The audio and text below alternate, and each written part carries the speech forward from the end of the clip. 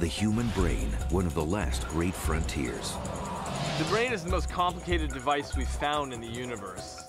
We've learned more about it in the last 5 years than in the last 5,000 years. In the last few years, we've come out of the Stone Age. For the first time, we're actually seeing what goes on in the brain during sex. Everybody knows sex is between the ears, so there must be something very strong happening in the brain. What makes some brains evil.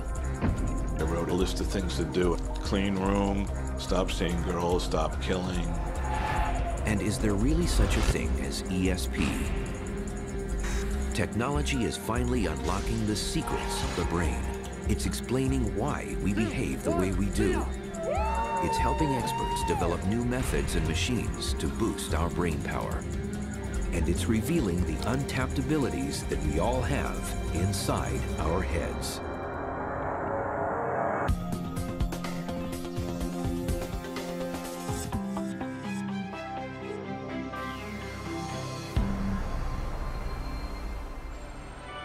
The brain controls every aspect of our lives. As humans have evolved, it's doubled in size.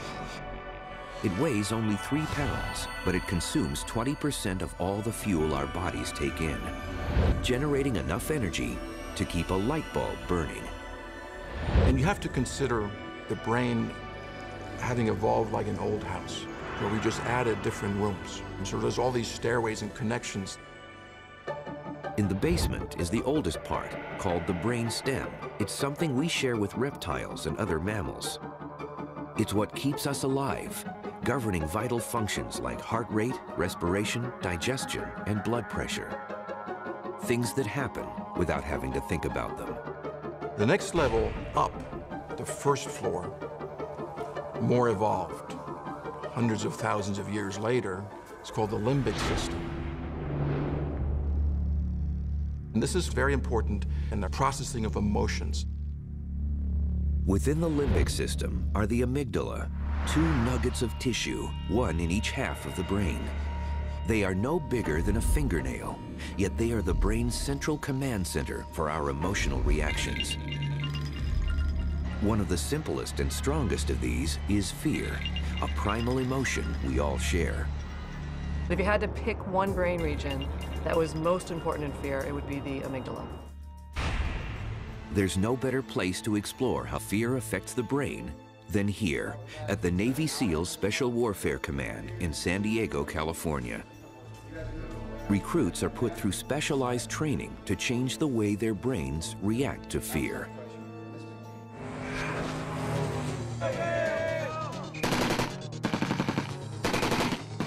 We introduce our students almost from day one to absolute chaos. And they will struggle. When you look at historic mistakes on the battlefield, they're almost always associated with fear or with panic. So the capacity to control these impulses is extremely important. Out of 140 candidates who start each class, on average, only 36 make the final cut. Successful recruits seem better able to adapt their brains to the demands of the job.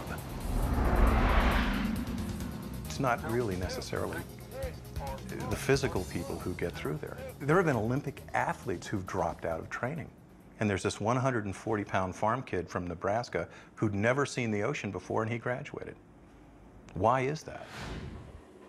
To answer that question, the Navy turned to neuroscience. When confronted with fear, it's the amygdala that responds to information from our senses and instinctively presses the body's panic button. The amygdala is actually one of the most interconnected regions of the brain. So it actually will both send signals to parts of the brainstem that now elicit a range of bodily responses. As you start to sweat, your heart races, you might freeze for a while, you might run away. This exercise, known as the hooded box drill, is part of the close quarters defense system and is one of the ways the U.S. Navy conditions its recruits to control these amygdala signals. Our students are deaf and blind, Our instructors will set up a scenario, and then the hood comes off, and the student has to respond. Well, when you're under that hood, you have just a moment to kind of gather your thoughts and think of scenarios that could come your way. Sometimes the correct response is swift and lethal. Sometimes it's nonviolent. Hey man, do you know where the gas station is? My car ran out of gas. Yeah, there's one back that way. It is? Yeah. All right, thank you. It's supposed to simulate those quick snapshot situations, those high-risk situations that just happen in an instant.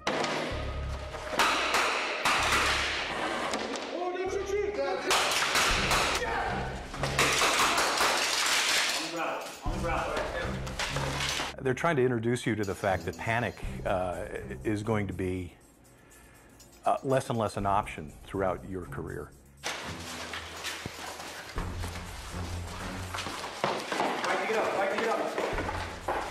So the right way to do training is to expose people to scary situations where they can get used to them and know how to react when they're confronted with it. Through constant exposure to fearful situations, recruits learn to suppress fear that could otherwise make them react the wrong way and get them killed. But how do their brains do that? What scientists discovered is that as humans evolved, another part of the brain, called the cortex, also became involved in processing fear. The part that makes us most human about the brain is our frontal cortex. If the amygdala is the first floor, the cortex is the second floor of the brain. It's the brain's thin, wrinkly outer layer that's divided into 4 sets of lobes. If you unfolded the cortex of a monkey, it would be about the size of a piece of paper. If you unfolded our cortex, it's about 4 sheets of paper large. And the reason it's wrinkly is because you have to squish that all inside of the skull. The frontal lobes comprise the area just above our eyes, and these are the newest rooms of the brain. As humans evolved, the frontal lobes became the place where conscious, rational thought is processed. It's where we do our problem solving. The frontal lobes are so interesting because they are really the conductor of the brain. They synchronize all activity. Scientists made a major breakthrough in fear research when they found that information from our senses reaches the amygdala almost twice as fast as it takes to get to our frontal lobes. The speed of the different brain signals means unless we instinctively know how to react to a potential threat, we may freeze in fear, waiting for the frontal lobes to catch up to figure out the right response. Part of what happens with fear and panic is the unknown, is not knowing what to do next, and so your brain essentially freezes the way a deer freezes in the headlight. So the amygdala may get very fast signals about fear, but sometimes they're wrong, and quickly the situation may say to you, no, it's not a fear situation, and you're not afraid. So these very quick amygdala signals that you get can be controlled in sort of a top-down way. This is where the Navy's training comes in. It teaches recruits to minimize that delay by generating fast, accurate reactions to situations. Hands up, you too. Hands up.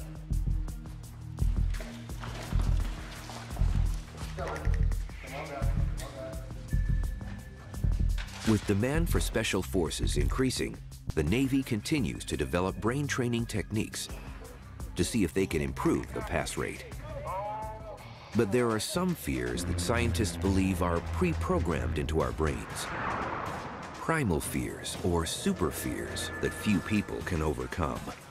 The Navy makes its trainees tackle these head-on. It's why their most dreaded exercise happens underwater, as recruits face the fear of drowning. There's almost nothing more scary than not being able to breathe.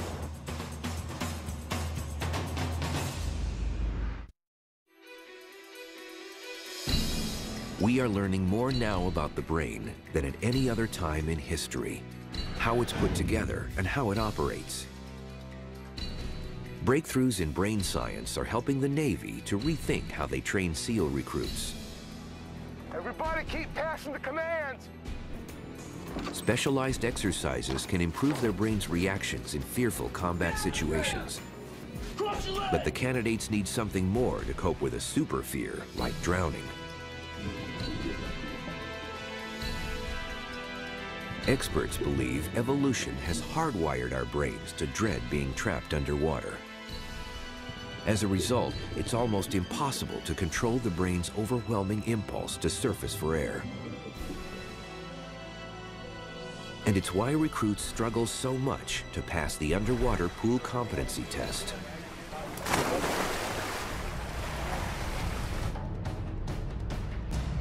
Pool comp is a very important milestone in their career here. They're being tested how they can deal with fear underwater. And there is controlled harassment, planned harassment projected at them underwater, and we see how they can cope with that. Students must spend up to 20 minutes underwater, enduring repeated attacks on their breathing equipment by an instructor. Half of the time, they are without air. Their air is shut off, their breathing hoses are wrapped around in difficult positions, and they need to respond to those problems with a series of emergency procedures. Step-by-step instructions for untangling their gear are drilled into the recruits' heads beforehand. They must follow these to the letter. But putting theory into practice isn't easy. Go down the bottom and the instructors, they come down, they'll start attacking you, taking your mask off, just creating all this stress, and the more that stress builds up, they want to see how you'll handle it. As the trainee begins running out of air, his brain's amygdala pushes the panic button that urges him to surface. His frontal lobes must win this battle in the brain if he's to stay in control. Physically, it's very challenging. You have to hold your breath for longer than you normally would. The instructors just take you kind of to that breaking point to see how you respond. No sooner has the candidate untied one set of knots than his instructor is back attacking him again and again.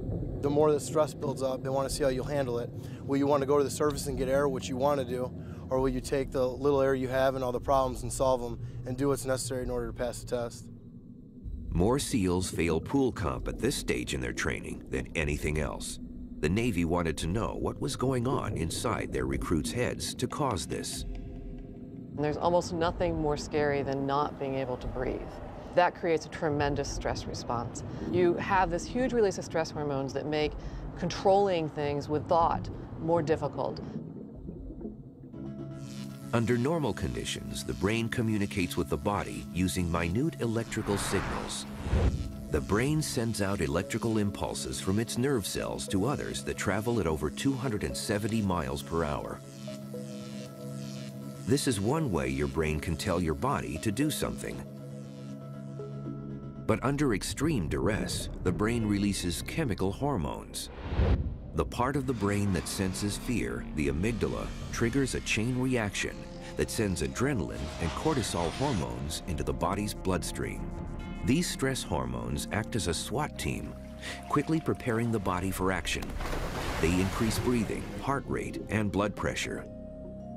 Senses become keener, memory sharper, and the body becomes less sensitive to pain. But even in this heightened state of alertness, pool comp is still too challenging for many trainees. Your mind is going everywhere, and you're seeing your friends come up from the water they've passed or they've failed, and you're kind of sizing yourself up saying, well, he failed, can I pass, and vice versa. So your mind goes everywhere, and it's key just to stay focused on what you have to do. Eventually, the student completes the series of tasks and can touch the bottom and then surface to learn from the instructor whether he's passed the test.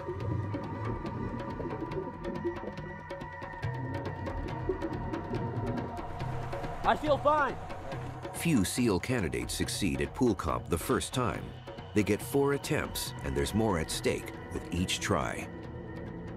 The most common reason for failing pool comp is panic, losing composure underwater. Some of our students, that's it. We will performance drop them from training. The Navy wanted to help borderline candidates who had the potential to pass these crucial phases in training. After consulting with experts, they came up with a groundbreaking mental toughness program, a set of techniques to boost the trainees' ability to control fear, even in the most extreme situations. You guys need to stay fired up while you're out there. The pain, the cold, and all that stuff. It's gonna eat away at you, but you got to keep going. The techniques that we were most interested in are what I call the big four: goal setting, mental rehearsal, self-talk, and arousal control. Scientists think goal setting works by assisting the frontal lobes. As the brain's supervisor, the frontal lobes are responsible for reasoning and planning. Concentrating on specific goals lets the brain bring structure to chaos and keeps the amygdala, the emotional center of the brain, in check.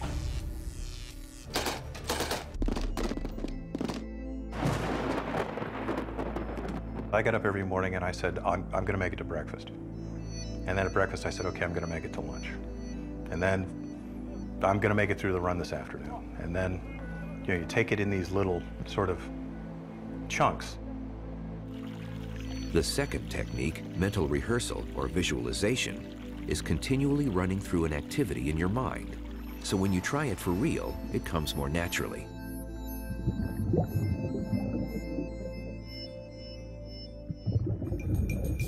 If you practice in your mind first and imagine and rehearse how you might do in these stressful situations, the next time in reality you're faced with these situations is actually, in effect, the second time you faced it. So you'll have less of a stressful reaction. The third technique, self-talk, helps focus the trainee's thoughts. The average person speaks to themselves at a rate of 300 to 1,000 words a minute. If these words are positive instead of negative, can do instead of can't, they help override the fear signal coming from the amygdala. The frontal lobes are always on, so it's very easy to think about something difficult, something bad, like I'm going to fail. What am I doing here? I didn't practice enough. What you're trying to do is you're trying to replace those bad thoughts with good thoughts.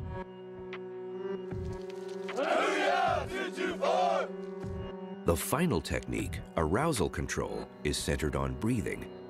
Deliberate, slow breathing helps combat some of the effects of panic. Long exhales, in particular, mimic the body's relaxation process and get more oxygen to the brain so it can perform better. Breathing is a great focusing strategy, but you can only do it so much because in a response to fear, your brain will get jacked up. On its own, arousal control wouldn't work. The amygdala sends out such a powerful signal, it's tough to suppress if we're still feeling fearful. But combining the four techniques made a big difference to the trainee SEAL's pass rate, increasing it from 1/4 to 1/3. The idea of pushing boundaries may not be new, but here is positive proof that you can train your brain, and now science knows how. It goes back to a lot of much earlier sort of warrior traditions where you're sort of transcending whatever it is you thought your limitations were. I am a different person, actually. Your confidence goes through the roof. You see things and do things that you wouldn't have imagined before. But it's not just the battlefield where brain science is having a big impact. It's also unlocking some tantalizing secrets about what happens in the bedroom. Everybody knows sex is between the ears, and we wanted to find out what is really going on.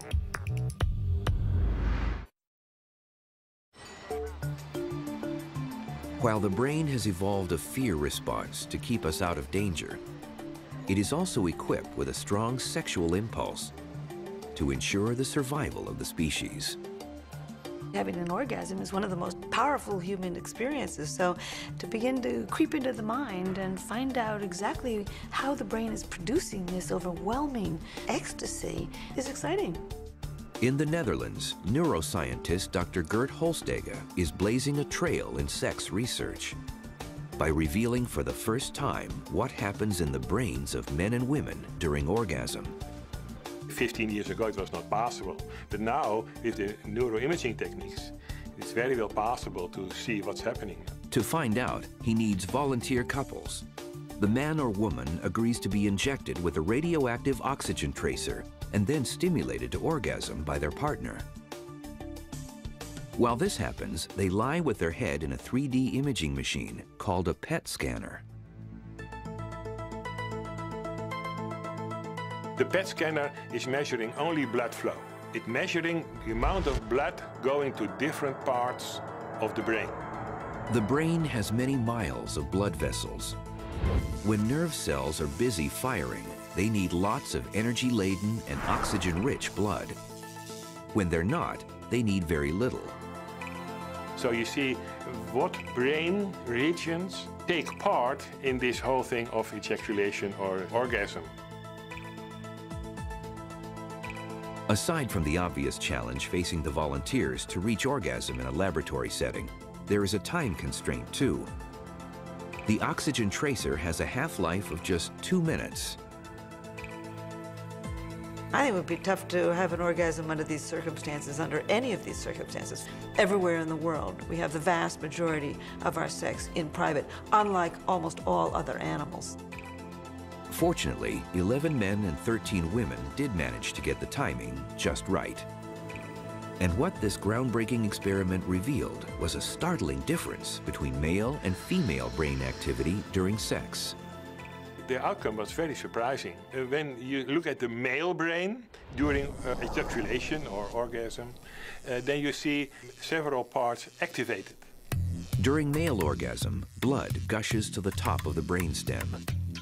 As well as being one of the oldest parts of the human brain, it's the area that controls the release of dopamine across the brain. Dopamine is a type of hormone called a neurotransmitter. Scientists know dopamine generates very strong feelings we associate with pleasure. What became clear is that the dopamine is released a little bit in advance of these things, like food and sex and drugs. So it's not, strictly speaking, a chemical of pleasure. It's a chemical of anticipation. So you're getting a flood of dopamine. Dopamine is the same chemical that becomes active when you feel the rush of cocaine and the other stimulant drugs. So it's an overwhelming experience of ecstasy and energy. The experiment showed that in men, blood was flowing away from areas of the brain that had to do with anxiety, but other areas remained alert. In men, you will find deactivation of the amygdala and the region that have to do with anxiety or fear. It's not surprising that other parts of the brain become deactivated so that you don't feel anxious, you don't feel scared, you're not thinking about anything except the orgasm. Dr. Holstege found that women enjoy a similar dopamine experience to men. But what surprises him most is how much a woman's brain shuts down during orgasm. The deactivation was the most important finding. In women, there was an enormous deactivation of all the centers of the brain that had to do with anxiety or fear or alertness. Apparently, women let it go. Women can even go unconscious during orgasm, whereas men don't. Experts believe the difference between men and women may date back to prehistoric times when we were hunter-gatherers. This may have an evolutionary purpose. You know, for millions of years, we had our sex on the grasslands of Africa, where there were dangerous animals roaming around. Somebody had to be alert enough to jump up and run or defend the group. And it's logical that that would be men. So the female brain tends to shut down more than the male brain does. In a future set of tests, Dr. Holstege hopes to increase the time he can monitor what happens in our brains during sex. He's intrigued to see how rapidly the dopamine-induced feeling of euphoria drops away after orgasm. I still think that there will be big differences between men and women just before, during, and after orgasm. What exactly is then the difference in the brain? And that's what I want to know. Aside from sex, dopamine plays a major role in motivating our brains to do all kinds of things, even something that seems the opposite of sex, not furthering life, but risking it. Yeah. What is it about the pursuit of pleasure that would make these base jumpers in Moab, Utah want to throw themselves off a cliff? Pretty much all the cliffs out here have a pretty high danger scale. On a 1 to 10, they're all about an 8. Mistakes can be fatal. When you run off a 500-foot rock, you got about 6 seconds to live. And is that extreme? Yeah, you're darn right that's extreme. Everybody ready? And if this is the ultimate thrill for some people's brains, why not for everyone's? This thrill is just basically essential for us to be happy, to have that feeling alive inside of you, so then life is worth it.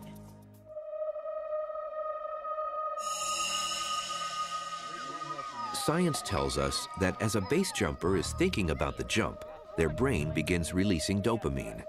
As with sex, dopamine plays the role of building anticipation. But unlike sex, the amygdala doesn't shut down. Instead, it's sending out fear signals. Before a jump, I'll get the jitters and I'll get nervous and palms might get sweaty and a million thoughts racing in my mind.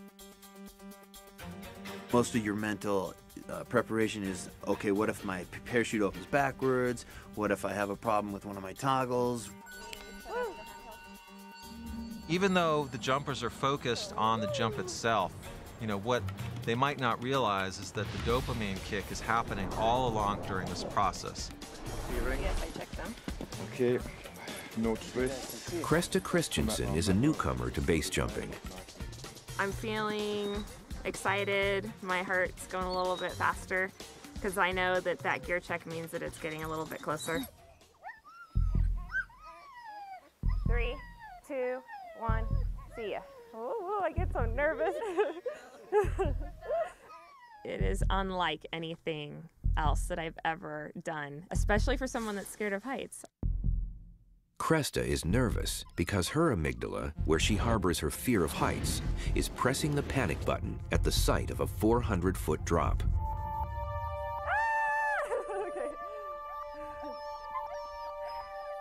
It's about as physiologically aroused as a person can be. You've got the stress system going, so you've got adrenaline being released. That gets the heart going. You've got hormones being released. You've got stress hormones like cortisol going. You've got neurotransmitters like dopamine being released in anticipation of the euphoria. But at the same time, Kresta's frontal lobes weigh in, making her question if she's doing the right thing.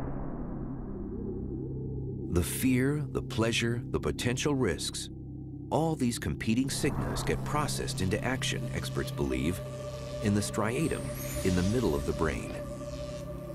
And the striatum's kind of like a switching center. It's also the part of the brain that has the densest concentration of dopamine receptors. As Kresta's dopamine rush bombards her striatum, her motivation for pleasure battles the other impulses. But will it be enough to make her jump?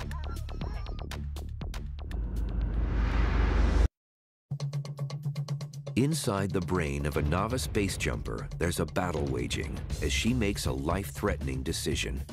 Will Kresta risk everything for pleasure? And just launch. Okay. Okay.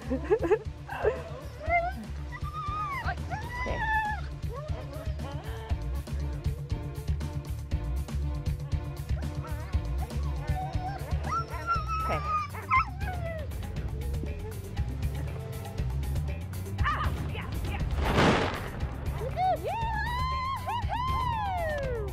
Clearly, the decision to jump means that the anticipated reward has won the battle between the good outcome and the potentially bad outcome. If it was the other way around, they would back away from the cliff and call it a day. Oh, it was awesome. It was great. I'm ready to go up and do it again. Got to pack first, though.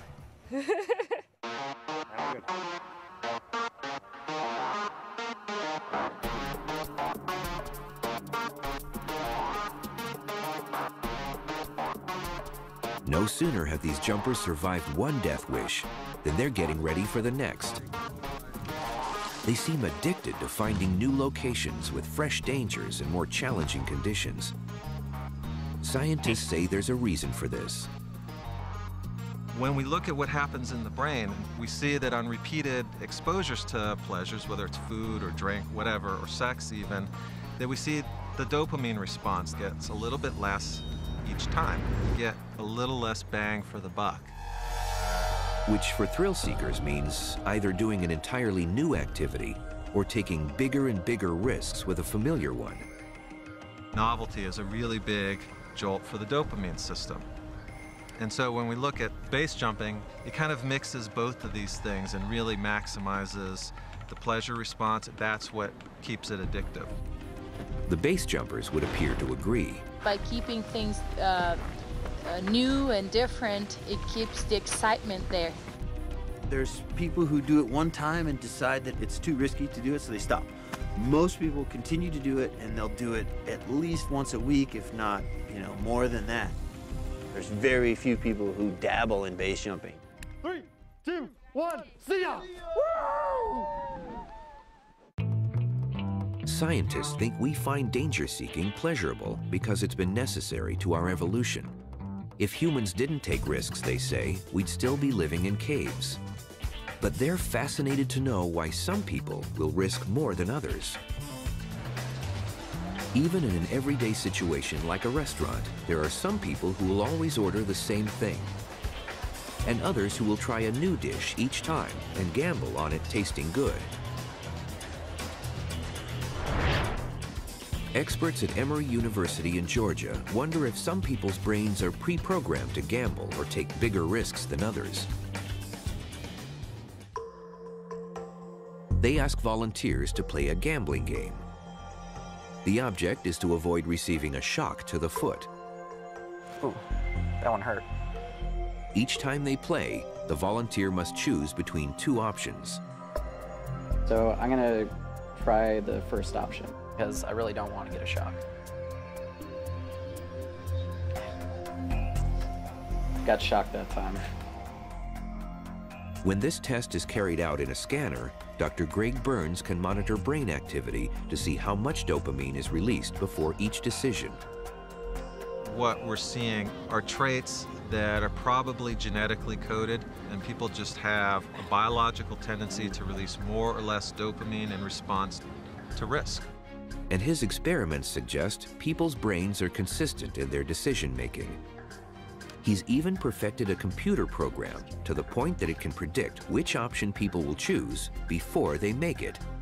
We can take a template of their brain response to these different gambles, we call it a neural fingerprint, and put it into a computer algorithm and then predict with a high degree of accuracy what they'll choose.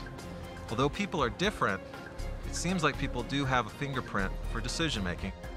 But Dr. Burns says we're a long way from predicting anything complicated.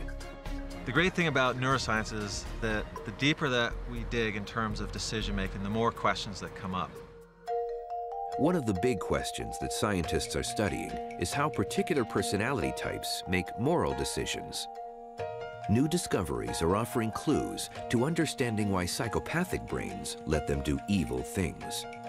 We all do something wrong once in a while. Most of the times when we do something wrong, we not just know it, but we feel it. We feel bad, we feel guilty, we feel remorse. And it's the feeling of what's wrong that stops most of us from misbehaving in the future. But what happens when someone doesn't feel any guilt or remorse? And there's no battle happening in their brains to prevent them from committing, repeating, and even enjoying what are unspeakable acts of horror for the rest of us. Men like Ted Bundy, who murdered at least 35 women, Jeffrey Dahmer, who tortured 17 men and boys to death, and Joel Rifkin, who beat and strangled 17 women. Scientists are fascinated by these real-life archetypes of evil. Ted Bundy was, if you will, the motivation that got me interested in this career. Ted Bundy actually grew up down the street. So when I was growing up, I was hearing these stories and how he ended up like this. It just mystified everybody. Surprised? I don't know. I didn't know what to expect. I've never been in a jail before, never been arrested before. I had to combine the two things I wanted to understand the most, and one was how the brain works, and the one, how does it work in people who do these bad things, and psychopaths. Research suggests as many as 1 person in 100 is a psychopath. Most are not the violent kind. Rarer still are those who turn into serial killers, but they all share common traits. Ted Bundy actually exemplified almost all of the characteristics of the psychopath. He was very glib and superficial. He's very charming. He convinced many people, he even got married in prison when he was older. no one imagined he was capable of being a cold-blooded killer. According to Dr. Kent Kiehl, the overriding characteristic of a psychopath is that they lack conscience. You often say, I just don't understand why there's such a big fuss about all of this. Bundy and Dahmer are dead, but Joel Rifkin is still alive and behind bars in upstate New York. Did you feel guilty after any of these homicides? No, not really. There were one or two maybe I felt bad about, but no, not really guilty about it. I would have had to care. I didn't care then. That's the sad thing. What we really want to understand is why they don't ever appreciate why they're doing these bad things and how these things impact other people.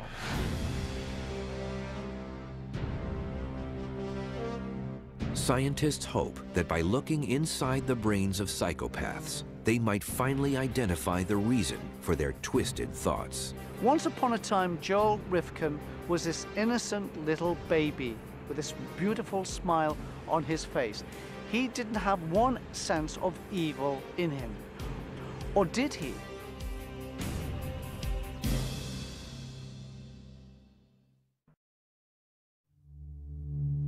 What makes some brains evil? The answer may lie in groundbreaking experiments being carried out at New Mexico prisons. Scientists estimate 1 in 20 inmates has a personality disorder that could be psychopathic. So there's no shortage of potential test subjects where Dr. Kiehl carries out his research. His aim is to develop new treatments, but to do that, he needs to find out what's different about their brains. The ideal goal is to be able to help us reduce the impact the disorder has not only on the individual, but also on society. First, he interviews the prisoners to identify those who exhibit psychopathic tendencies. So this is going to be an interview that we kind of cover different aspects of your life. So we're going to start out with like school history, we'll talk about employment history, talk about your family, talk about criminal activity, things that you've done, things like that. Psychopaths have remarkably similar patterns of behavior. You ever get in trouble when you were a kid? All the time. They have an impulsive, nomadic lifestyle. They move from place to place, relationship to relationship. They're very sexually promiscuous. They tend to get themselves in trouble.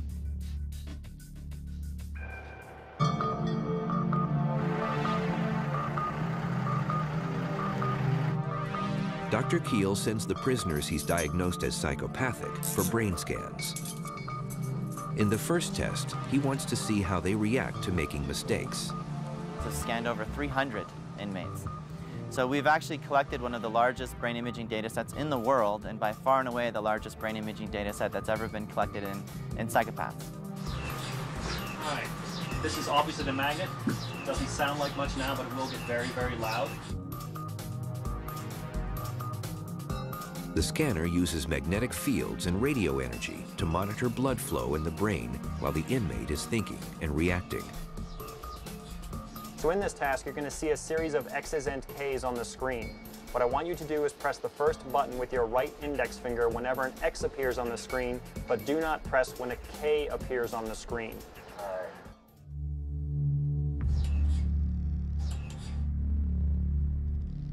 The two letters flash by so quickly that the challenge is near impossible for anyone to get right.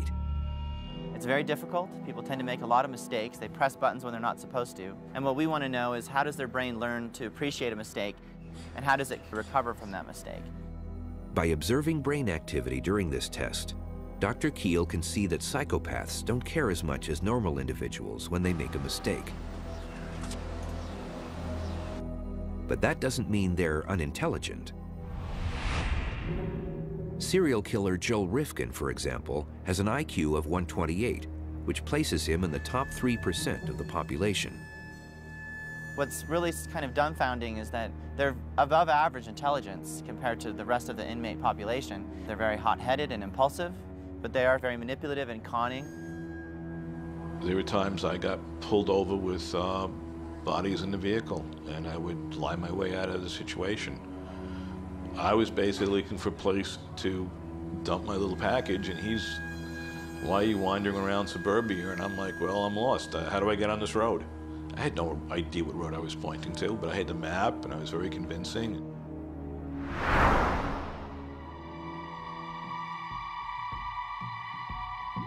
In a second test, the New Mexico inmates are asked to rate photos on whether they are morally objectionable. A moral violation is an action or an attitude that is considered to be wrong. You should make your decision based on your own system of moral values, not what you think others or society would consider to be wrong. Does that make sense so far? Yeah. Okay. We're trying to understand how inmates process information that has a moral value. And there are different brain systems that we believe are deciding whether or not something's a moral violation or not, and whether or not those systems are not developed normally in the psychopathic inmate. This pioneering research is proving what scientists have wondered for years, whether psychopaths have an impaired ability to reason. What they found is that their frontal lobes, the brain's most recent addition, and the amygdala, one of the more primal parts of the brain, are not communicating properly. What's more, in a recent study, Dr. Adrian Raine found that the brains of psychopaths are physically different. He was able to show for the first time that they have a shrunken amygdala, on average 17% smaller than most people's. And this is another crucial piece of the puzzle in understanding why psychopaths are not afraid to commit evil acts. Psychopaths know it's wrong to kill someone. But why do they do it? They don't have the feeling of what's moral. I'm not going to stick a knife in you because I'll feel the pain myself. I'll experience the pain. I've got empathy. I can put myself into your shoes. Murderers like Joel Rifkin can't do that. He killed those prostitutes because he didn't care about what it might feel like to be strangled. How'd you feel while you were strangling them? Just intensely focused on that. And not thinking about much else. Rifkin committed so many murders, he was bound to get caught eventually. But what about all those other psychopaths, that 1 in 100? Why don't they wind up in jail? Dr. Raine's research has pinpointed the difference in the brains of white-collar psychopaths, the kind who think nothing of swindling people out of their life savings.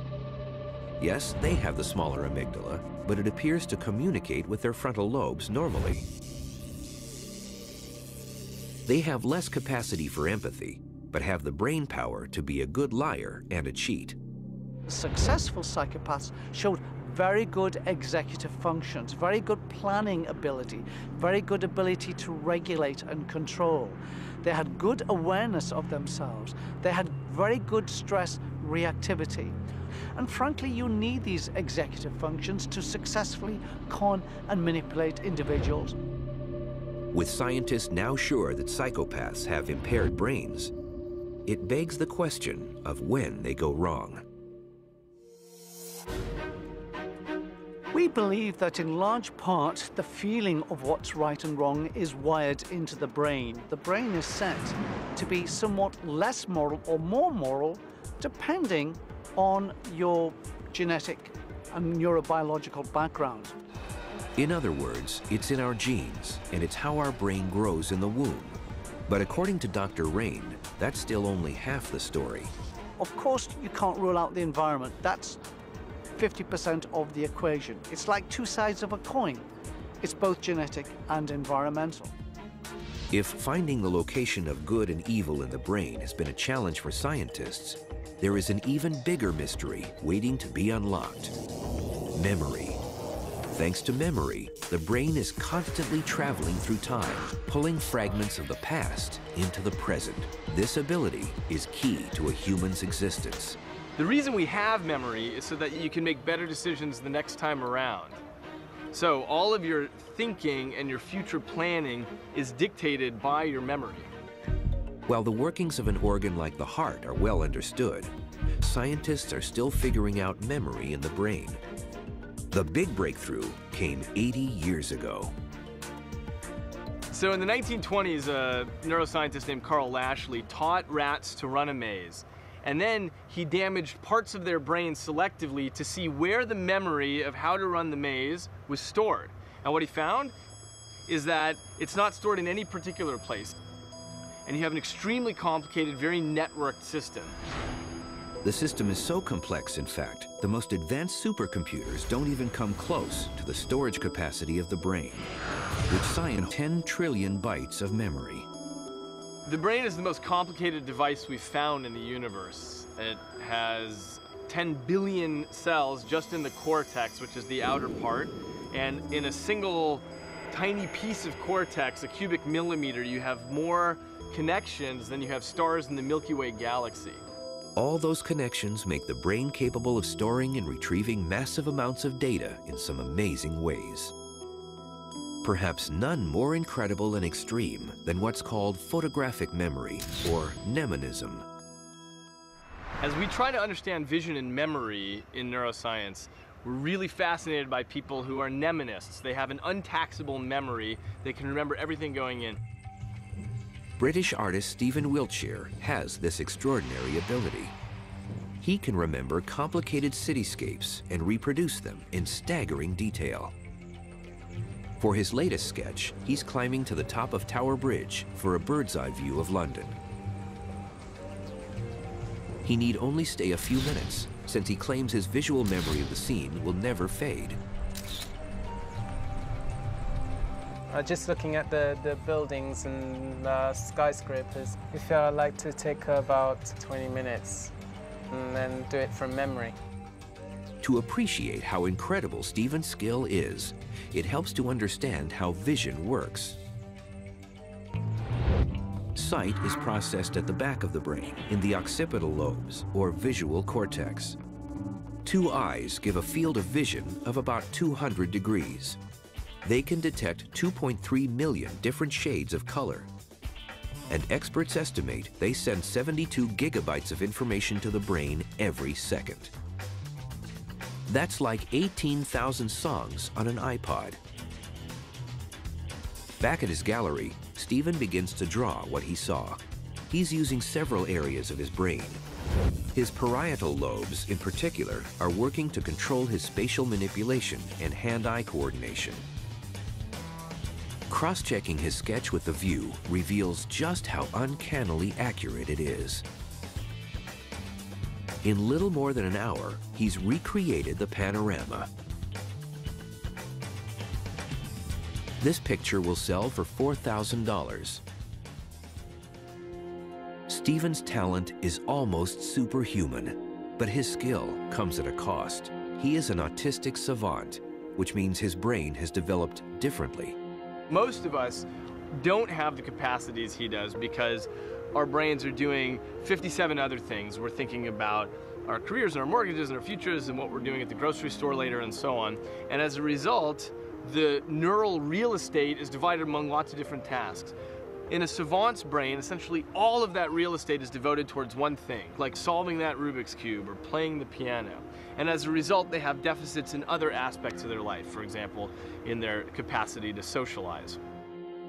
Geniuses like Leonardo da Vinci, Mozart, and Monet all had incredible memories, and there's speculation they may have been autistic too.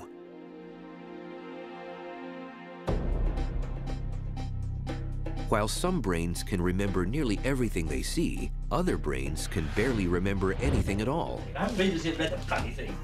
Welcome to the life of Clive Wearing, a man with the worst case of amnesia in the world. What were we doing before we sat on the bench? Nada.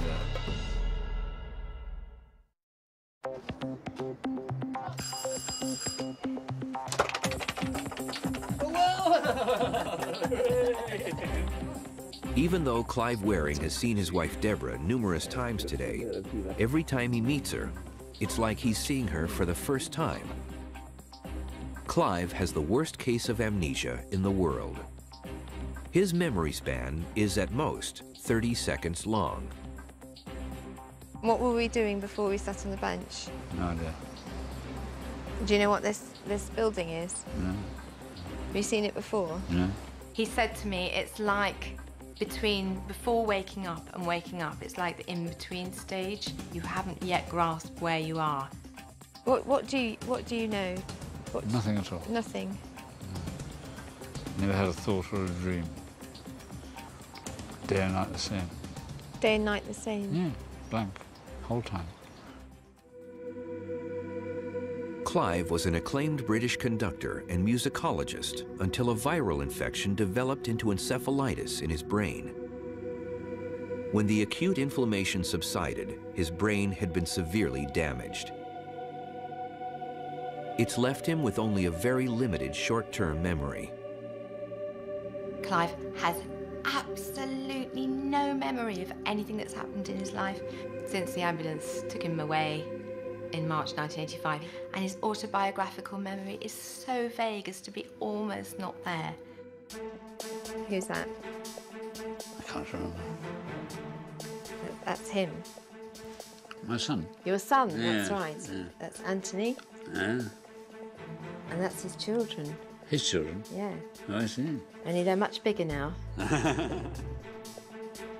Although memories are spread across the entire brain, there is one part that acts like a key to the storage and retrieval process, the hippocampus within the limbic system. We know this because without the hippocampus, new memories do not form. There are at least two types of memory in the brain, and most generally we divide that into short and long-term memory. So short-term memory is if I tell you my phone number and you have to remember that for a few seconds while you go over to dial it. Long-term memory involves things like where you grew up and where you went to school and what you did today. That's all stored in long-term memory. What's happening with Clive is that he has a very short-term window of memory. He's not able to translate the short-term into long-term. He's not able to cement down the activity in the short-term into something in the physical structure in his brain. Neurologists who have examined Clive have found severe damage in his hippocampus, and they think that's what's preventing his brain from storing memories. Clive Waring suffers from both anterograde and retrograde amnesia. That is, he can't learn new things, but he also has a hard time recollecting old things. And it primarily seems to be affecting his ability to recollect information at will. Watch what happens when Clive's wife asks him what his son does for a living. Do you know what Anthony's profession is? Hmm? He's an electrical engineer. Oh, is he? Yes. And do you know what he designs? No? Have a guess. No idea. What's Fred's idea? Car motors. Oh, car motors? Yes, electrical car motors. What a good idea that is. Yeah, yeah. Stop the poisonous gas coming out of the petrol engine. That's right. Yeah, that was a very doesn't it? disastrous idea, that part of it. That's right. Yeah. Do you know anyone who designs electrical car motors? No, I don't. Do you know anyone who does that? No. Your son does. Oh, I see. Anthony does. Yeah, He's actually got his own business. oh, well done. Yeah. Yeah. Do you know what do you remember what Anthony's doing these days? No idea. They were still at school last time I was conscious. Mm. What makes Clive such a unique case is that while he can't remember details about his family, he can recall other things. The fact that his language is preserved so well and he is articulate illustrates the procedural memory for how to speak and how to construct words is stored separately than the issues about episodic memory, what you did, the facts about your life. Different types of memories are stored very differently in the brain. Experts believe language memory could live in one of the temporal lobes, the one responsible for sound and speech, on the left side of the brain. What's even more amazing is that Clive can still play the piano. His procedural memory for playing the piano on the right side of his brain is undamaged.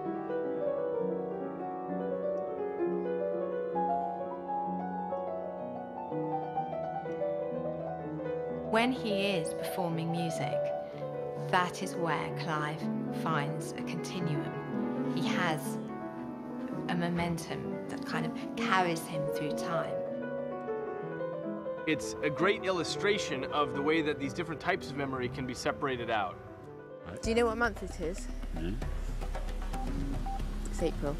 April? Mm-hmm. April, it'll So it's your birthday next month. Yes. Clive today appears upbeat, but that was not always the case. I haven't read that bloody thing. Well, use your intelligence. This was Clive in 1988, 3 years into his amnesia when he was frustrated and angry. For the first 10 years, Clive lived in a world where he said the same few things over and over again because of the anxiety, the fear, the terror, the horror of his situation. Each new moment he felt he was awake, he wanted to write it down. When it was such a compulsion that he would have written it on the table, on the wall, on any available surface. So how do you think it got there? I don't. I presume the doctors don't know. But you must... No, I haven't. You listen to me, please, for heaven's sake. When I say no, I mean exactly that. I haven't seen The pages of his diary are filled with exclamations and words crossed out. Eventually, though, his anger subsided. He started to change after about the first 14, 15 years. He began to remember things for longer. His mood changed. Deborah attributes this change to her faith and her prayers. Scientists have their own explanation. We do know that your brain physically changes, and that's what we mean by plasticity. It's always rewriting its own circuitry. With children, the brains are extremely plastic. That's why children can learn language so much more easily or learn how to play new instruments. What we're now discovering is that the adult human brain is much more plastic than we previously thought. So when people get brain damage, other parts of their brain can shift around and take over the missing functions. This year, Deborah wondered whether Clive still needed his diary. When he looked through the previous days and weeks and months and saw that he'd just written the same thing over and over again, it tended to upset him. And we thought, well, let's just take it away and see whether he misses it. To everyone's surprise, after writing in his diary every single day for 23 years, Clive didn't ask for it back. That compulsive need to record each moment of awakening must have passed. Scientists have learned a lot about memory by studying Clive. But they've also gained valuable insight on other brain functions that contribute to a person's identity. A lot of people say memory makes us who we are. And boy, did I find out how wrong that was. Clive's personality, thank God, is intact. Fancy a cup of coffee? Oh, I'd love one. That'd be marvelous. I thought you'd be pleased. He's funny. He's also very compassionate. Lead the way to heaven on earth. He has no knowledge about himself, but he is who he is. Unchanged, pure Clive. Memory plays a pivotal role in everything we do, including sports. It's finally dawning on athletes that it's not only brawn, but also brain that makes a champion. Well, in the 80s, we developed a lot of muscle training methods to increase sports performance. And now, in the 21st century, we're taking the brain to the weight room.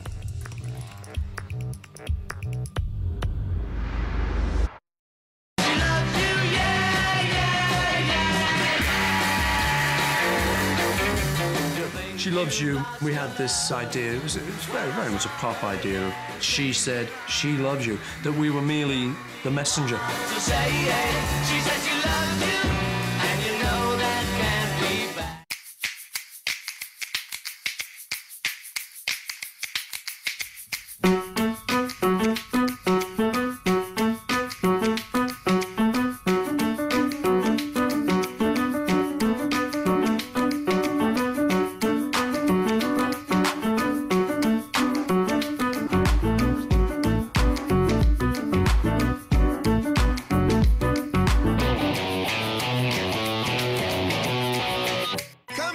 Cooking at Applebee's. New flavor-loaded steaks. We start with America's best-selling flame-grilled steak. Then we load it up with fresh ingredients and savory flavors like the Steakhouse Classic with Applebee's signature sauce. Best of all, they start at just $9.99. There's also our Bourbon Street steak with blackened shrimp, the Napa Valley Cabernet and Portobellos, and more. Applebee's new flavor-loaded steaks starting at $9.99. There's no place like the neighborhood. This holiday season, buy $50 in Applebee's gift cards and get a $10 bonus card free.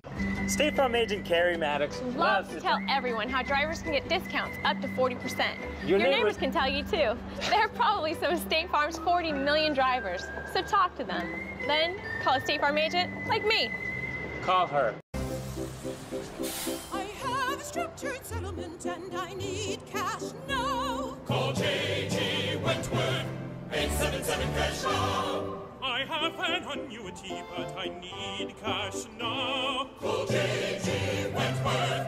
877 cash now. 877 cash now. They help thousands, they'll help you too. One lump sum of cash they will pay to you. If you get long-term payments, but you need cash now. Call J.G. Wentworth. 877 cash now. 877 cash now. 877 cash now. 877 cash now. It's your money. Use it when you need it. Call J.G. Wentworth. 877 cash now. Call now.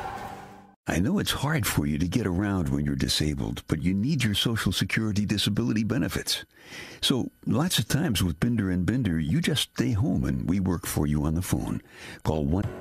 Plane's not here. Plane before the plane's not even here.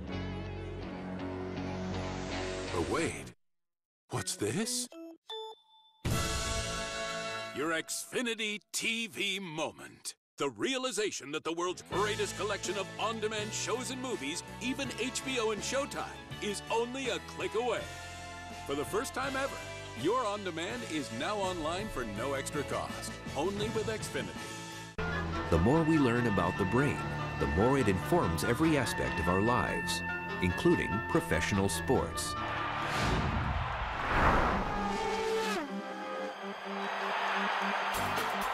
Sports performance is all about the brain, but it wasn't like that all the time. For the longest part of history of sports, people didn't care about the brain. They would consider an athlete a good player if they had good muscle definition and they were very coordinated. Just within the last 10 years, we think that about 50% of all sports performance, and sometimes the most important part about elite performance, is related to brain functioning. Now, athletes have caught on to how important the brain is to their performance on the field.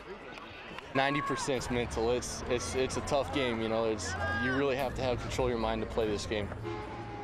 So how does the brain improve the game? Almost all of sports is dynamic and requires millisecond to millisecond decision making.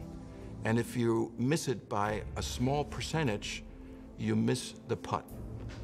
You're a tenth of a second too slow. Your shot falls off the rim. That's that little differentiation between super world class and good. At a basic level, it's about hand-eye coordination and practice, practice, practice. And there's no better place to see this than at the Cirque du Soleil, where performers must practice constantly.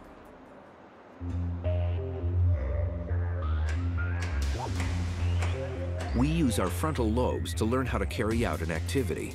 But the area of the brain that benefits most from practice is the cerebellum, at the back of the brain.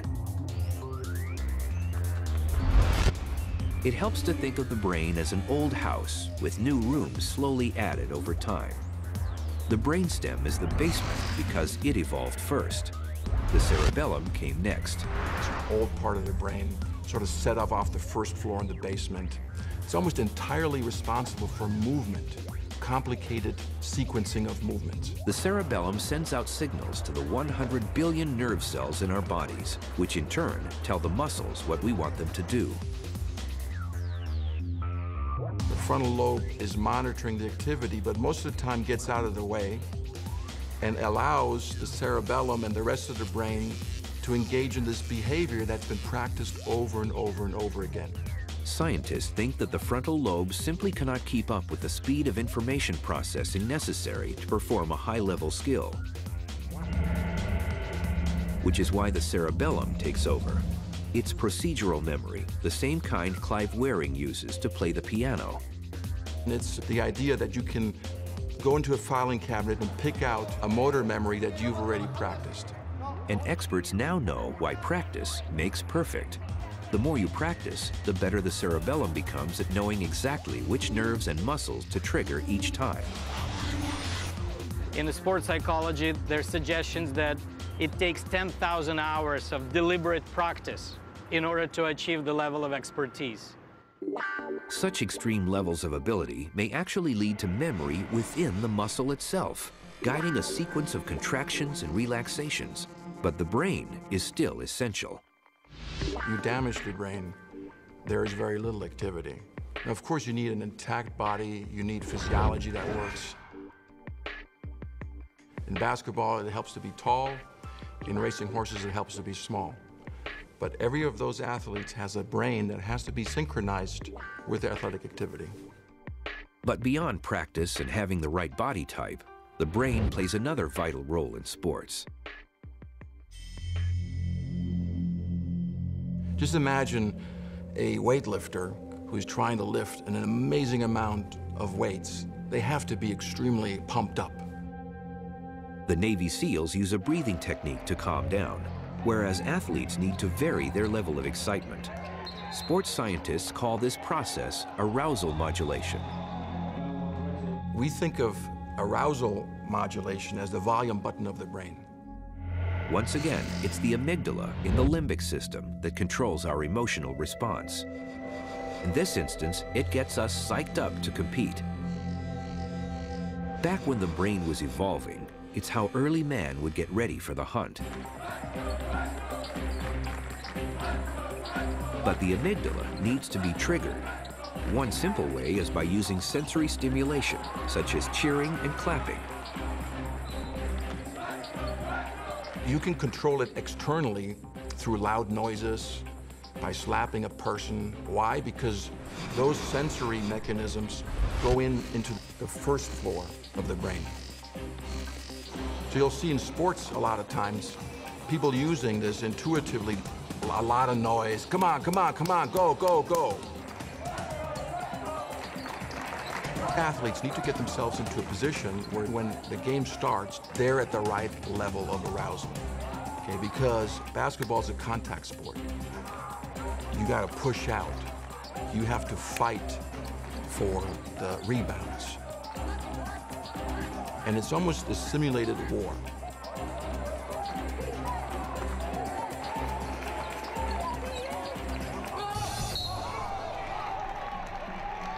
Once you're in a higher arousal level and you got to come down, it's just as difficult as it is to go up. It might even be more difficult.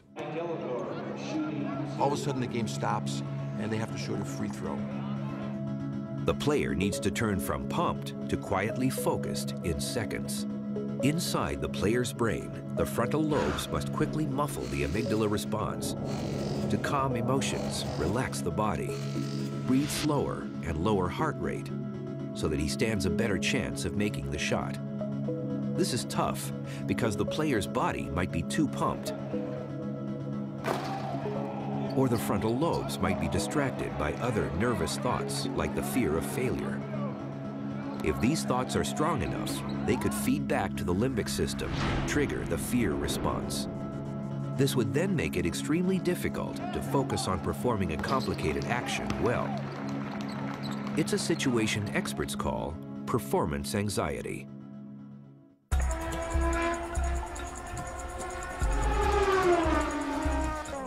Performance anxiety is the largest culprit of poor athletic performance. And the successful athlete has complete control over that. It is tough to get your heart rate down and get focused and get concentrated on what you have to do because everything is so chaotic that all you want to do is go as fast as you can. You just need to relax and just try to stay cool. Stay away from that wide line, Graham. Stay away from that wide line. Get it wrong, and the consequences can be fatal. If your concentration slips for any moment of time, most often it would result in a crash. Top speeds can be up around 230 miles an hour. And at those speeds, I mean, anything can happen. And when you hit the wall, you hit it hard.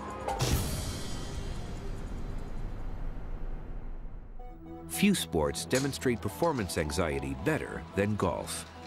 People love golf because you'll see a world-class athlete miss a 2-foot putt to win a major tournament and lose hundreds of thousands of dollars. Putting requires a very low volume of activity. It's a small motor movement, and the frontal lobes probably should be turned off. We know that Tiger Woods can do this because He has done it many times. But what is it about his brain that he's able to put the ball into the hole?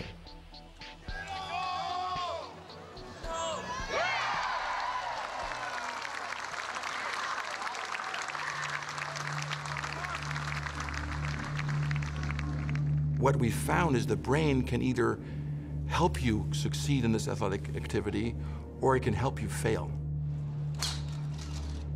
And we think Tiger Woods has found a way to succeed most of the time because of his ability to modulate his own brain functioning. Scientists can't scan Tiger Woods' brain in action. He would need to lie motionless, which would make playing golf impossible. So instead, they must make an educated guess. Because he's blinking so little during a putt, we think that his anxiety is very low. Because eye blinking is usually related to anxiety. So he's very relaxed, like a drowsy state, a drowsy, sleepy level, but yet enough concentration that you can focus on the task.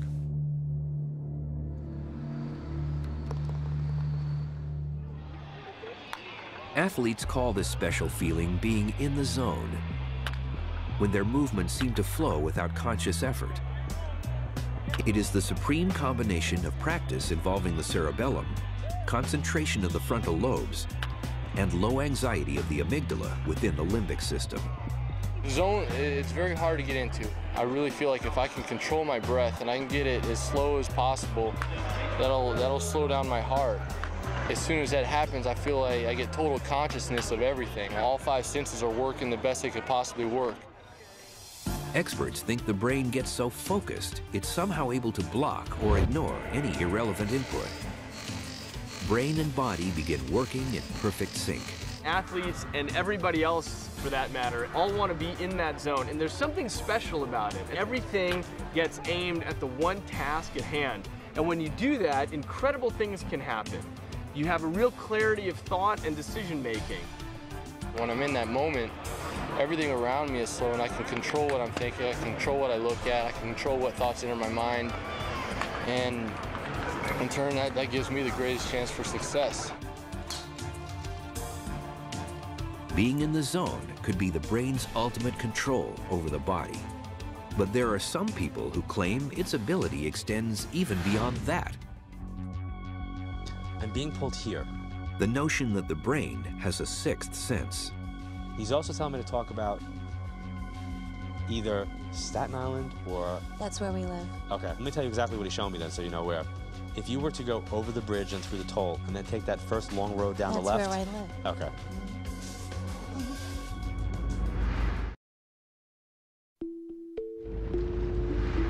Our 5 senses are the gateways between our brains and the outside world. We receive signals from our skin, eyes, nose, tongue, and ears. The different areas of the brain interpret this sensory information as touch, sight, smell, taste, and hearing.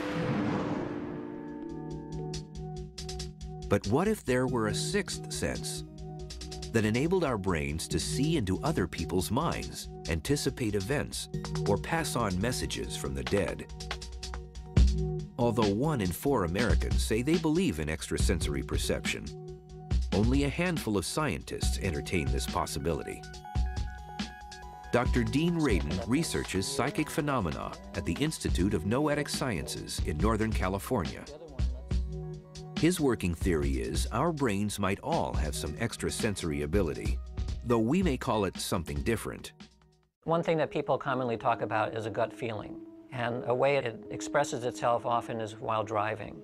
They get a sense there's something wrong about these corners, and more often than not, a car is in fact coming from the other direction. So I've learned to pay attention to my gut feelings. It's like pushing your attention a few seconds into the future. Other things are the feeling of being stared at, which is a very commonly reported effect, typically by women feeling that a man somewhere is staring at them. There's also telephone telepathy. Without looking at your caller ID, sometimes people will hear the phone ring and immediately know who it is. And these are not cases where only one person ever calls, but somebody unusual is calling. So these are ways that these kinds of events appear in the everyday world. Your hand a little bit. Yes. Ooh, that's a very good signal. Okay, I think we're ready to go. Dr. Radin has tested more than 300 volunteers in electromagnetically shielded rooms. He shows them a series of images and measures their reactions. We present in a random sequence pictures which are calm or emotional, and also pictures in between.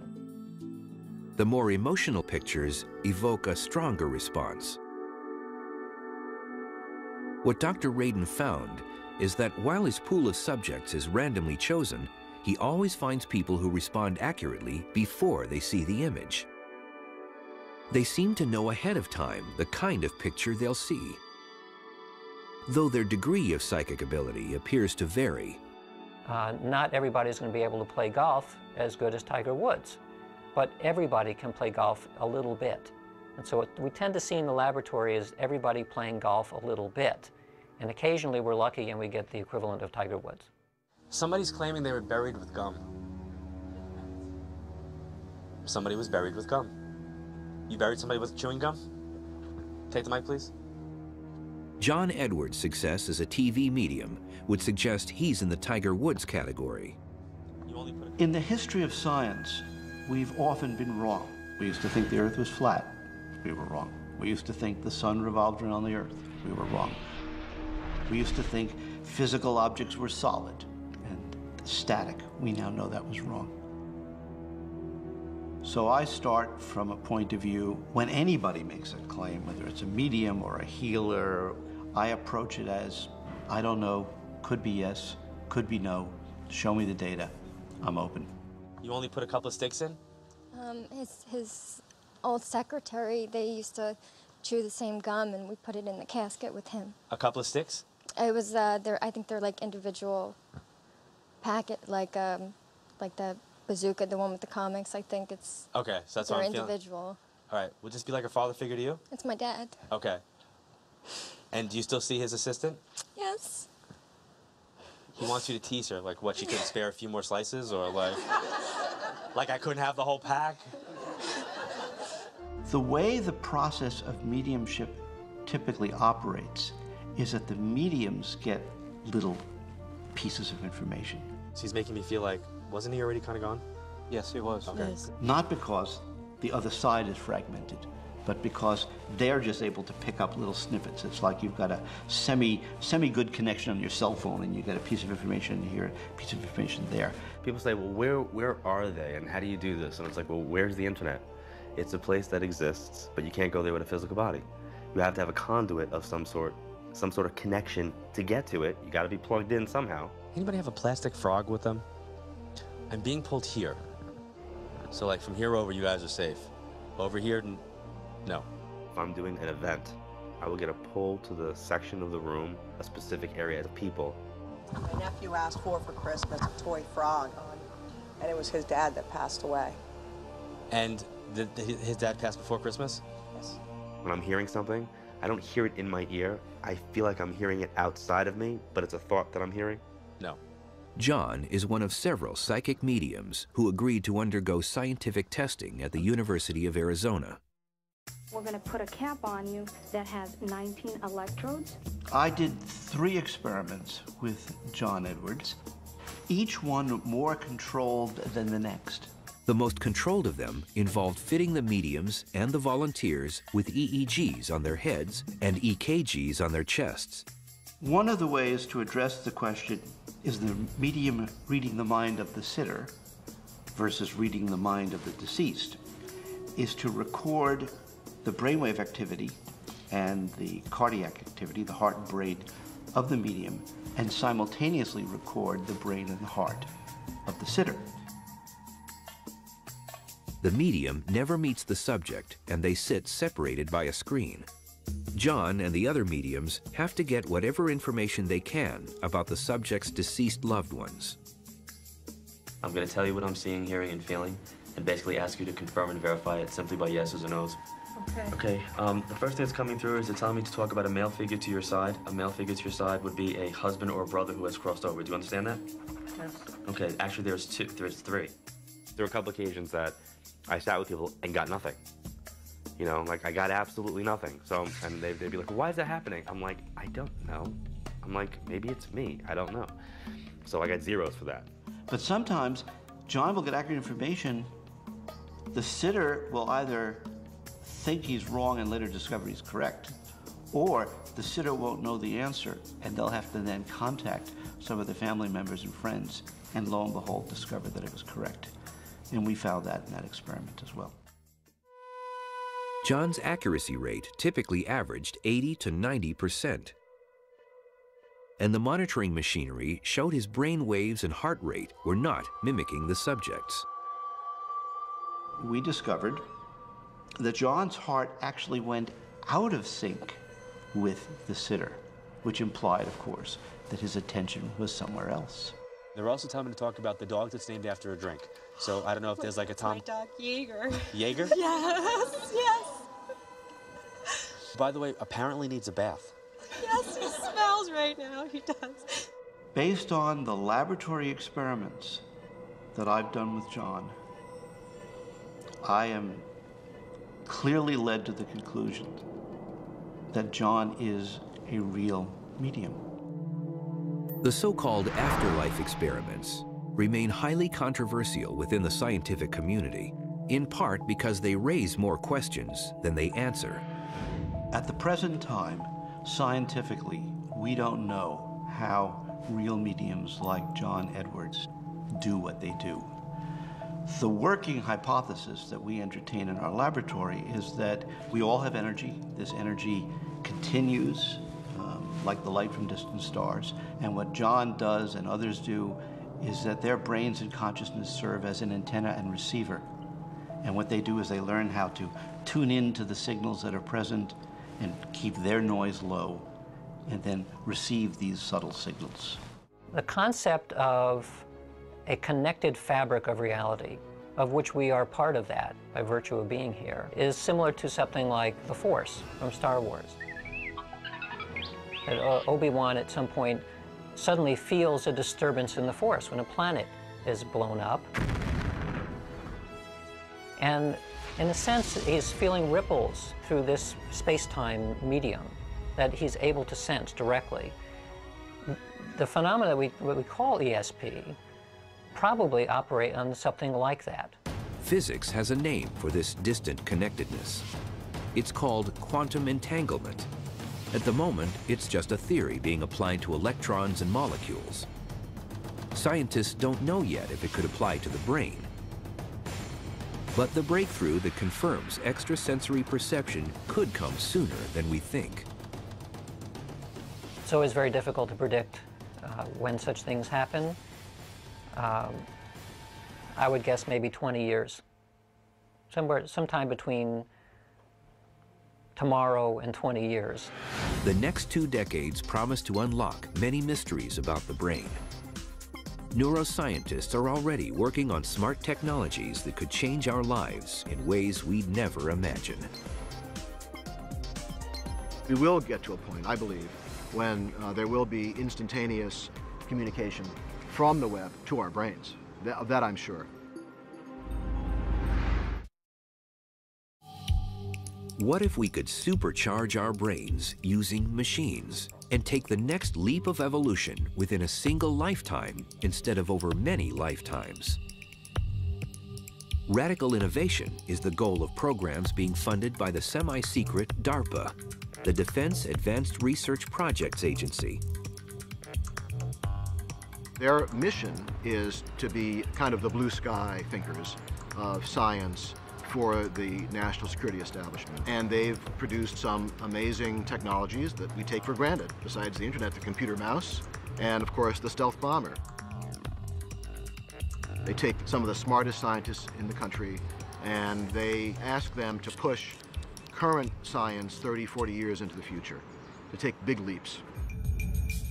DARPA is funding one such leap at Columbia University in New York. Scientists there are developing a computer program that helps the brain process visual information at lightning speed. In our modern society, we're bombarded with information, whether it's images from television, images on the web, one's job, and it's starting to be overwhelming, and we need to figure out which images we really need to spend time looking at and which we can ignore. The idea behind cortically coupled computer vision is to create the best of both worlds, the versatility of the human brain enhanced by the speed of a computer. It's very hard to tell a computer vision system, find something that's funny or out of the ordinary or suspicious. It's much easier to have a person do that. Of course, computer vision systems are very fast, so the question is, how can we actually make the human visual processor faster? In this example, the images are aerial shots of Seoul in South Korea. The analyst is looking for helipads. The old slow method would require a methodical search of thousands of individual photos before marking each helipad. The new method involves the analyst wearing an EEG cap. Dozens of electrodes can now detect electrical brain activity just below the surface of the skull. In normal brain processing, the visual cortex extracts detail from a scene.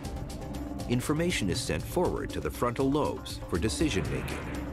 Then the motor cortex generates a response, the click of a mouse or the movement of the eyes.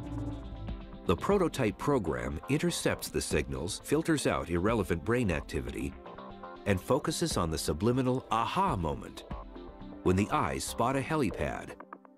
In just a few seconds, the analyst can sift through the thousands of images. Although he may not be consciously aware of it, his brain is remarkably accurate at identifying the few shots that have helipads in them so they can be marked up later. So essentially, we're going to tap into the signals that are involved in deciding whether there's something interesting, and without having the subject having to make a response, use that to now reorder or resort image databases to improve search. This boosted vision technology helps the image analyst work up to 4 times faster. It could be adapted to help fighter pilots make better split-second decisions, or to improve the sifting of surveillance footage by police or security personnel. And then there are possibilities beyond defense and intelligence. One potential application that's of interest in which there's high throughput of information might be in the stock market or in trading. I mean, many times traders, they're assimilating this information across different screens. Something might catch their eye, but they can't actually act on that at that moment. So that information can be tagged, that it grabbed the interest of the trader and processed by some other person down the line. Medical research might be interested in these devices too. And marketing teams could use them to record people's first reaction to a product or advertising campaign. A video game company in California is already ditching the joystick in favor of brain power. A headset similar to an EEG picks up electrical activity from the brain, as well as twitches from facial muscles. The signals get translated into on-screen commands. Players raise rocks and vanquish villains, not with a click, but with a thought. The future potential for implanted personal data assistants, or PDAs, is almost mind-boggling. As we get older, we all worry about our inability to remember names and faces. We're going to find ways to compensate for that loss of natural, evolved memory. We're evolving in the direction where we will have devices that will do that for us. And I think ultimately we're going to have a Facebook in our heads. At that point, it's going to be pretty hard to see where, we end and the technology begins. At Duke University in North Carolina, neuroscientists are taking that next step already. They've implanted electrodes into a monkey's brain and isolated the brain signals for walking. During one recent experiment, a monkey paced on a treadmill while her brain activity was sent via the internet to Japan to instantly control the walking of a 5-foot humanoid robot. The monkey got raisin treats for making the robot walk. Then her treadmill was switched off. In her desire for more treats, the monkey kept the robot walking, using only her thoughts. And there's been a similar breakthrough at the University of Pittsburgh in Pennsylvania. Monkeys, fitted with tiny sensors in their brains, have learned to control a mechanical arm and use it to reach for snacks. It will have tremendous implications for medicine, for people who are amputees, for people who are quadriplegic, giving them the ability to move robot prosthetic arms and legs in ways that will allow them to interact with their environments, which they have not been able to do before. Could there be hope in the future for someone like Clive Waring, whose brain damage means he can't process new memories? I don't remember sitting down on the seat. That was unknown to me. There's work being done currently with rats that might one day create a synthetic hippocampus for humans. If you could do that, in theory, you could actually introduce instantaneously new memories as we do in computer chips every day these days. What if instead of taking months and months to learn a language, we could download a basic dictionary of a language? Or what if, never having been somewhere, instead of having to carry that tour guide or book around, that clumsy book, and stopping in the middle of the sidewalk every few minutes to see where we're going, we actually had a rudimentary map that had been downloaded into our brains of that new city that we're visiting, or those monuments that we're looking at. Drugs are being developed for combat troops that would allow them to stay awake for 2 or 3 days with no ill effects. A new class of chemicals called ampakines are thought to help the neurotransmitter glutamate work better in a tired brain, and so improve memory, learning, and cognition. These could eventually find their way into everyday use. Lack of sleep historically has meant that you are inclined to make mistakes. I think we're going to be able to resolve that problem. Shift workers, people who have to work all night, might be able to do without sleep and function very well. Students who are studying for exams, people who have to travel across time zones as part of their work. In the near future, scientists expect to perfect portable brain scanners. Light-emitting diodes fitted in a headband would bounce light into the frontal lobes to detect brain activity. That information would be fed into a unit no bigger than a pack of playing cards. Instead of lying motionless in a giant MRI machine, wearers could discover what's going on in their brains while, for example, playing sports. We will be able to look into super athletes' brain like Federer or Agassi or Tiger Woods and see not that they're different anatomically necessarily, but functionally they are different in terms of how they process information. The second application is that you can use this new technology to help athletes perform better or perform up to their capacity. Imaging technology is still in its infancy. In widespread use for less than 20 years, compared with over 100 years for X-rays, it's limited only by our imagination. The pictures we get of the brain right now, though there are several really amazing technologies, they're pretty gross. They're at a large level. Now people are saying, wow, it would be really good if we could get a more granular, more fine-grained, deeper images of the brain, so at the molecular level. And I think that's the next frontier for brain imaging. For all that we have learned about the brain, we still have so much to discover.